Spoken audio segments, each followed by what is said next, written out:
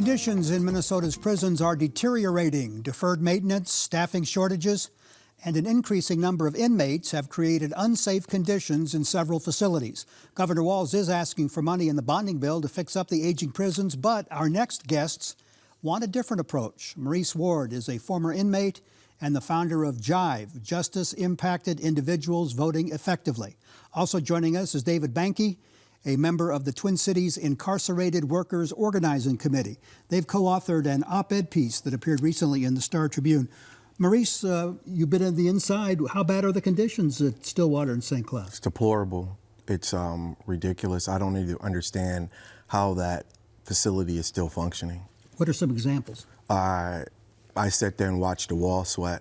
I sat there and watched drinking water from toilet water, basically, because it's cell water, and the only access you have to water is outside your cell.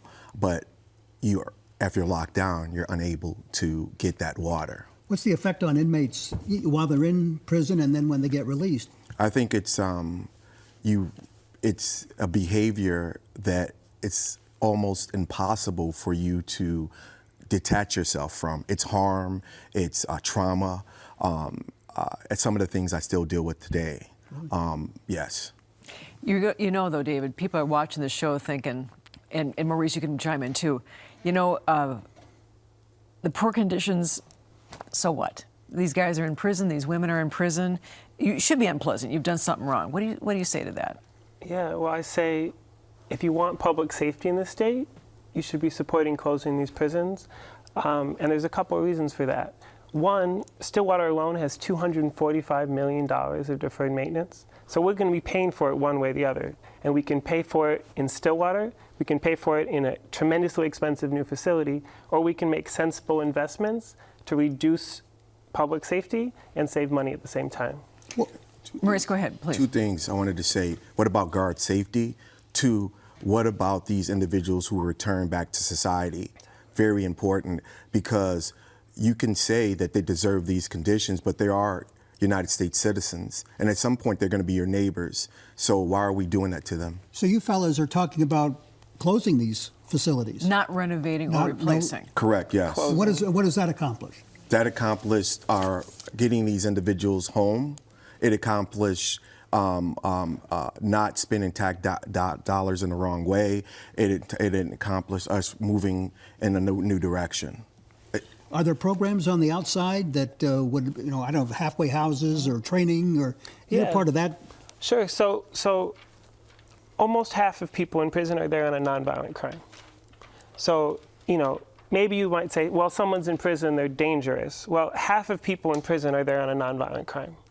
And then beyond that, there's a huge percentage of people who might have committed a violent crime, but the Department of Corrections, not us, but the Department of Corrections says you are low risk to commit another crime.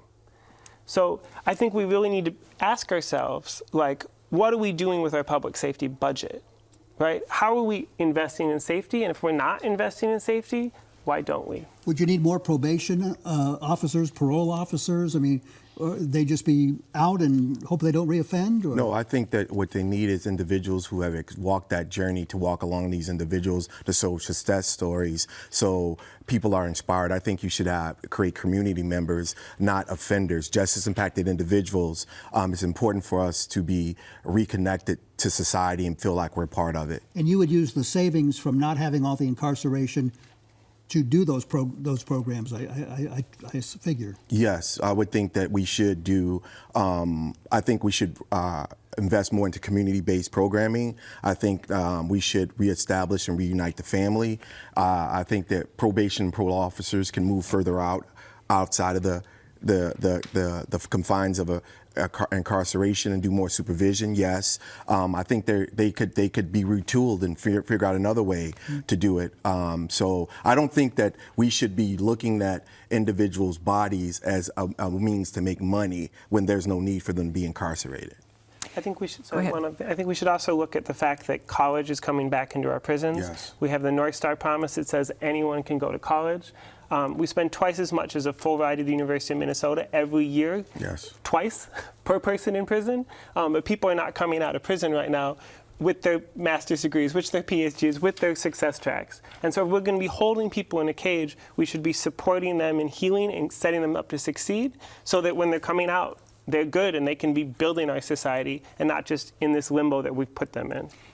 And we hear what you're saying, and again, going back to some of our viewers who are watching, actions have consequences. Yes. So if you committed a crime, which you did, yes. should you not have consequences for that? And that might, for many people, be prison. My question is, well, then tell me when the consequences end. I paid my debt to society. I've done all your programming. I'm back in the community. When does it end? I mean, that's a part of collateral consequences. This is a red scarlet letter. You were... Go ahead, David.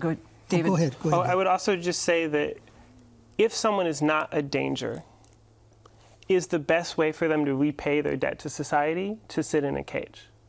Can you do the most good for changing our state and for creating safety in our state by sitting in a cage and costing $70,000 a year? You know what I mean? And if the answer is no to that, well, once someone has turned their life around, got their degree, doing their thing, why are we not, in fact, welcoming people home and welcoming home to break the cycles of violence that they have inherited and been traumatized by? By the way, what's been the reaction to the op-ed piece? Fantastic. Nothing. I'm getting people, I haven't even read it, but people have been stopping me everywhere I go. I mean, literally calling me up, telling me it was fantastic, written fantastic. Well, it's well worth looking at. It's an op-ed in the Star Tribune. Thanks, fellas. Very thought-provoking stuff. Thanks. Thank you, sir. Thanks You for bet. having us. You bet.